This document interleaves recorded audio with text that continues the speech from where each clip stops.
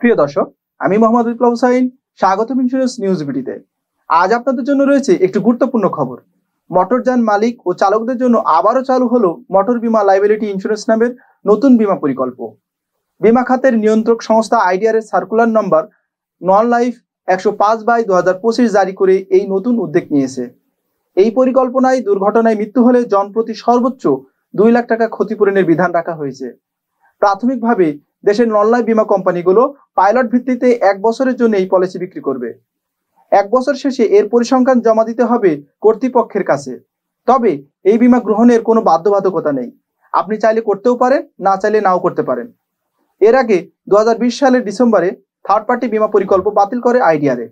নতুন আইন অনুযায়ী যানবাহনের বাধ্যতামূলক বীমা তখন তুলে নেওয়া হয়েছিল। এবার ওই শূন্যতা পূরণ করতে এসেছে এই নতুন মোটর বীমা।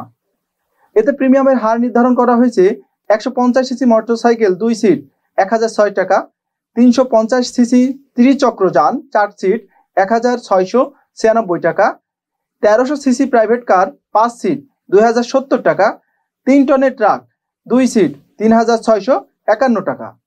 এতে ক্ষতিপূরণের কাঠামোয় থাকছে দুর্ঘটনায় মৃত্যু জনপ্রতি সর্বোচ্চ 2 লাখ টাকা, স্থায়ী সম্পূর্ণ অক্ষমতা জনপ্রতি সর্বোচ্চ 2 লাখ টাকা, আংশিক অক্ষমতা তফসিল অনুযায়ী ক্ষতিপূরণ, গুরুতর আহত কিন্তু সুস্থ হওয়ার সম্ভাবনা জনপ্রতি সর্বোচ্চ 20,000 টাকা, যানবাহনের ক্ষতি সর্বোচ্চ 60,000 টাকা, আদালত সালিশ ও আইনি খরচ সর্বোচ্চ 10,000 টাকা।